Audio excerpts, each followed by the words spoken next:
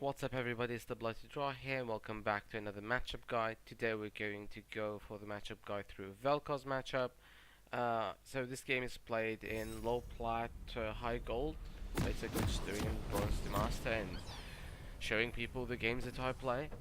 Well, some of the games that I play at least, because the others I just don't focus in. And we're here with SkyCoach, going to show you how to play LeBlanc versus Velkoz, almost like how I play it at least.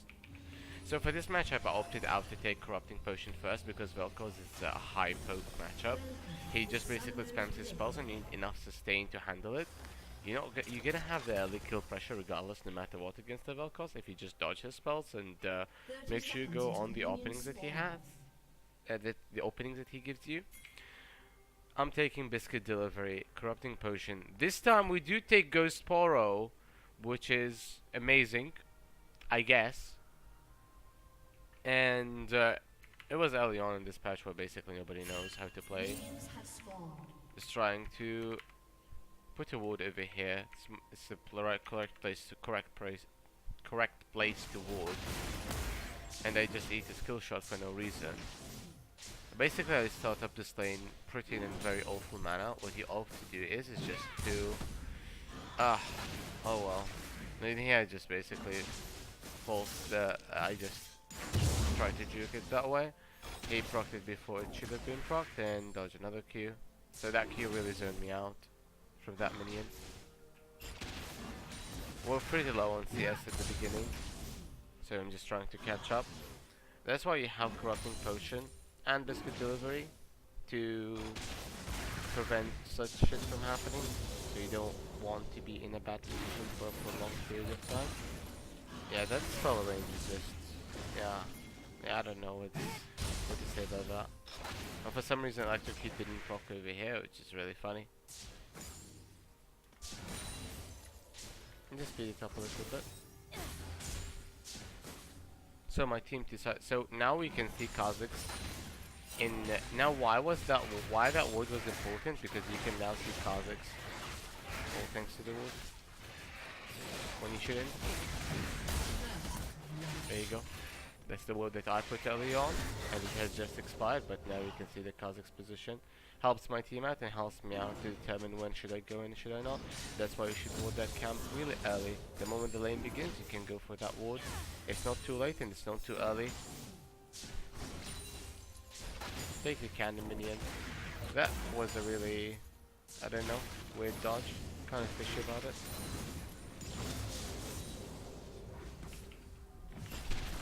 So dodge that. Take this minion. Farm on the turret. Try to not miss as much as possible. Q him and auto attack him. The early ignite was just to prevent him from healing. I thought that he was going to stay and fight me, so that's why I just decided to ignite him early to delay his heal. I mean, in suicides. Okay, stampings. Not much to do right now. I do not have any more Corrupting Potion stacks, but I've kinda eliminated Velkoz from the lane. I kicked him out, so this is the best time for me to just push this wave under his turret and try to take advantage in that. Get all 3 minions and miss the cannon minion. It's very unfortunate, if I must say so myself. He hits that somehow, but now here's where you can try to go in and look for a kill. We basically try to look for an opportunity to use our W on him. He was in the middle of the minion wave, so chaining him was kind of difficult, but that is fine because we got his flash, and I didn't have to use anything other than few mana, few spells, and the charge of Corrupting Potion, as you can see. They did get my W back, so I just decided to force him to use his heal by going for the chain, because I always can threaten him by auto-attacking him with Corrupting Potion. And I have one more charge, so I use the charge as I get my W again and try to poke him as much as possible. Whenever I use Corrupting Potion, I really try to go and kill him, or just try to deal the damage so I can apply the stack of Corrupting Potion on him, and allows me to win any trade by the auto itself at the end of the trade because it refreshes. since he doesn't have flash and I have my ultimate, I just got my ultimate, just flash into W into E range so he wouldn't be able to respond to that by no shape or form. He cannot get out of it fast enough, and he cannot burst me down because he doesn't have his ultimate because he was level 5. So that was why it was such a key element to do, which is to flash into range before the wave crashes. Since he was off position slightly, you can abuse that with flash. Going back into lane. He's 6 now. He regrets not positioning a bit safer. Well, how could you know that I would flash? I just used my ultimate. Try to get the chain square in the middle of the minions. This ability is really... I don't know what to say. Velkoz is such a balanced champion, to be honest. Like, as if he didn't land a single ability. Dodge his double E with my W, with my portal back. And I have no idea what this guy was thinking. Basically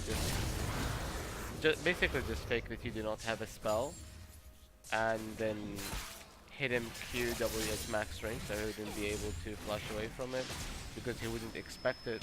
I have no idea why he even dashed or tried to kill me, but you know, this cause is kind of questionable, not gonna lie. Wave play since I kicked the Velkoz out of the lane, and I get a free back now.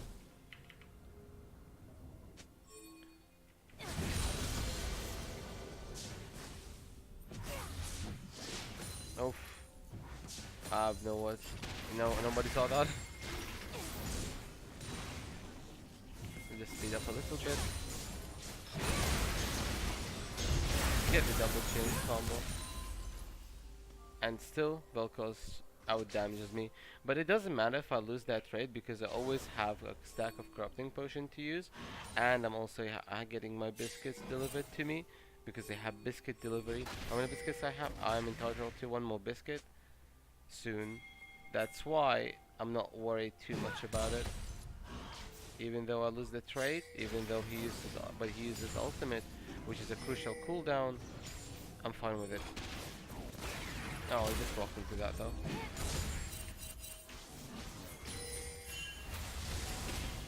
Basically nothing happens for a while. My team tries to set up a recall. And here's the misplay that happens. So all that I want to do is just pick up this wave. Since I'm really low on HP and I don't have Ignite yet, I really can't find anyone, especially Kai'Sa, with her ultimate. So I try and wait for the wave to come. I ping, and the only thing that I ask for the king is just to kick the Kai'Sa out and not try to fight her. So he goes onto the Kai'Sa and then she deals just an insane amount of damage, and I cannot make it in time. I'm trying to wait for my... She flashes. And that's what happens right now. I just cannot really deal with the Kai'Sa damage at this point in time. That's why it's impossible for me to do that right now.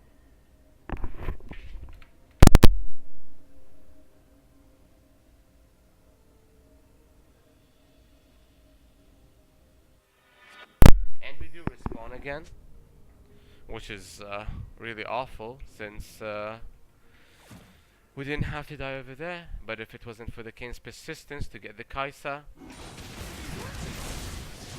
and here we just deal some damage towards the Velkoz to combo if you want to do. That's just really unfortunate right there. The Kha'Zix showed up. So it was pretty much a huge mistake to happen for me to try to go on the Velkoz without knowing where Kha'Zix was. At least Kane picks it up and gives me the assist, I believe. No, I do not even get the assist. I've just thrown my lead right across the ocean when I shouldn't have. Also, we have a Zerat AD carry. So now, I do see that they are overextended. I do see that they are pushing. This is a perfect time for me to gank. I also use the blast gun so they do not see me through any ward. All that I need to do have the down over there was just also deck the Kai'Sa, and that would be enough. As in for the damage that I took from nobody, it's really just makes me so happy that Nautilus Kai'Sa can one-shot me without building any significant damage item. Makes me really happy, by the way. better enough LeBlanc, I guess. I see that Velkoz is pushing and Thresh is going, so I just decide to pick up the lantern and go. But Thresh doesn't know how to hook, so... well, what can you do? Going back mid lane, knowing that this guy does not have flash, I just decided to chain him myself and I walk throughout his double E, so I do not get knocked back really far, and basically now he's really dead to his 60 buff. And I do get this kill.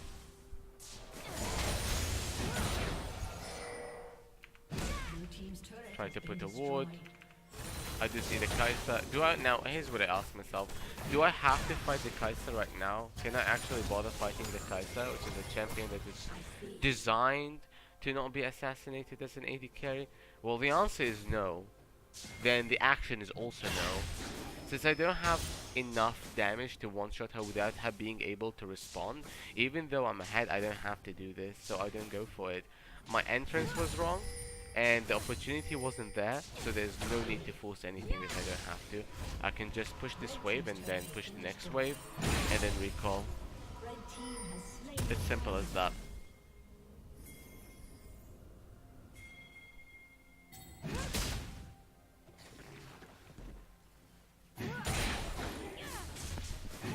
For my items, I'm going for the Luden's Echo, and I think I will build a Banshee's Veil at this point, because I'm seeing that they have a lot of abilities that I want to block. Like it's going to be, and that's why I got the Blasting Wand, so I can flex between the Banshee's Veil and the Morello and Omicron, and then I get to pick and choose. But if I went for the Fiendish Codex, I could have picked and choose between Zhonya's and Banshee's Veil, but I didn't want Zhonya's at that game. Like that game, I really didn't want to have Zhonya's, because it just wasn't worth it for me. In here, I do see an opportunity to go in, which is basically this low HD Kai'Sa.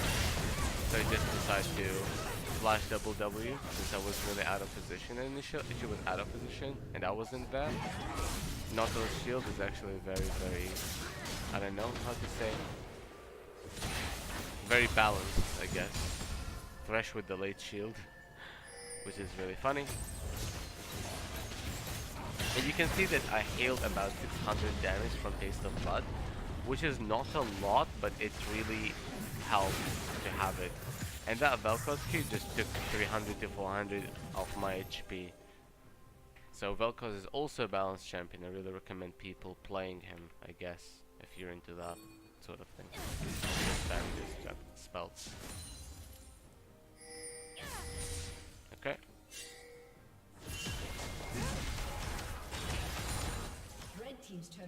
I see that I don't need to go for this risky play right here, and I see Renekton coming, Nautilus, Velkoz, Kai'Sa, so I'm just basically not having any of it. I love how the Thresh tried to hook Renekton as if it will do something, and not just be the beginning of our death, or beginning of a really weird chain of events that will lead to our death. Wave clear this wave and just go again to mid lane, because I'm gonna have to reset. Even though I didn't push it fully, I just really need that. So at the end of the day, I decided to go Banshee's Veil because they have a Nautilus and a Velkoz. I really need the magic resist. Kai'Sa too, but I really want a way to just not be altered by Nautilus. Kai'Sa just decides to jump into our team. The chains miss, unfortunate, but she just ults into our team instead, and I get to collect the kill. That's why receiving Elo is very important. So I just decided to chase the Velkoz over here. He will appear in front of me, really old trick, but I'm also very tricky and I have tricks on my own. And I basically just eliminate him by using distortion away and then returning back to the portal to go for the chains after he misses his ultimate. When he misses his spells, or he doesn't get to proc them, he's really 0 damage person. Kane just refuses to do Baron because we don't have enough damage, which is fine. I give Luke to Xerath because Xerath uses it more than I do. He spams his spell more often, and he's really helping me out because he pokes them down, makes everything look that much easier. I see that Kai'Sa over here slightly, Velkoz is slightly mispositioned, so I just get to do what I want to do. Let's continue watching.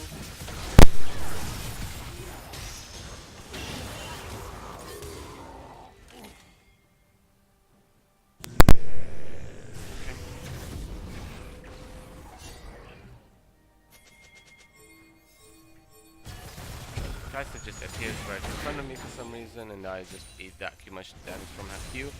I think it's pretty much very balanced for her to deal almost half of my HP from one spell, and I'm pinging them for Baron because I really can zone them out, and Velkoz is really dead, but I don't think we will take Baron ever this game, which is pretty much the worst thing ever. This is the worst feeling ever, not being able to affect the game or influence it when you're pretty much the best performing member on your team.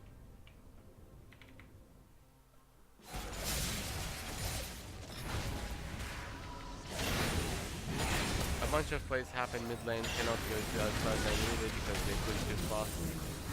And I helped the Xerath pick up that kill by just eliminating the Kai'Sa's HP. They will start Baron again, apparently don't have enough damage for it. And then nothing happens. So instead of going for the Baron pick, I just decide to zone them out because I can do this.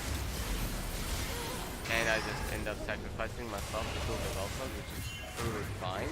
Because if Velkoz is dead and they have one member down, I do not mind. Because Velkoz is the one who gets the effect of the team fight the most, which is dead.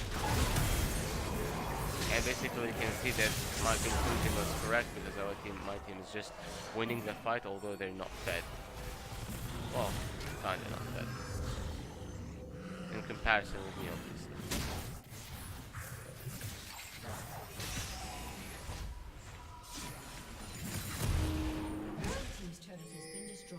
I decided to put pressure on the side lane since my teammates are going to be involved in the fight. Xerath tries to get a kill, and then here's where I decide to enter the fight. I see that the Kai'Sa is pretty low, but she also targeted Captain Focus initially. She ends up flash healing, but I had ignited her and Q auto attacked her, so that procs electric Q, ensuring her death. Now since Kai'Sa is dead, the best thing to do is just another Baron trial, because when Velkoz is alive, it's really hard for you to push since they can wave clear for ages. Without Baron, it's really hard to push. Regardless of which, the Baron doesn't sway our way. As you can see, I kicked the Renekton out, and I'm going to also try to stop the Velkoz.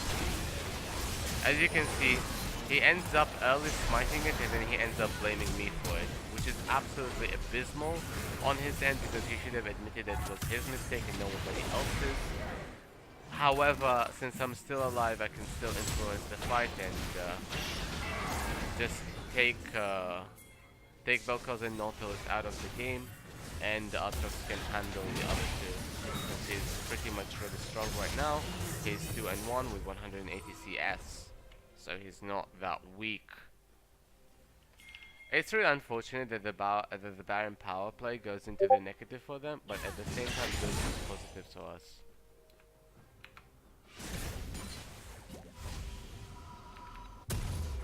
But we had to get that Baron, but Kane missmited it. And then he blames me. This is Platinum Elo for you. This is what will happen in Platinum. You just need to deal with it in your games. You're going to have so many people who can't use their spells. Gaza just ends up being kicked away. I kicked him away from the dragon, and the more that he wants to go from here, just dies. Jump. Everyone goes for him, which is fine because we're chasing him. Because we're kicking him, we're isolating him from his team, so it doesn't really matter that much. And now basically, Renekton tries to isolate me from the fight, but it's too late to isolate me, especially when Velkoz has such poor positioning. Kai'Sa ends up going into our team, so now I just ignore that fight and go for the Kai'Sa. Flash into her face chain to put the pressure, and then we get the ace, and this is how we should win the game.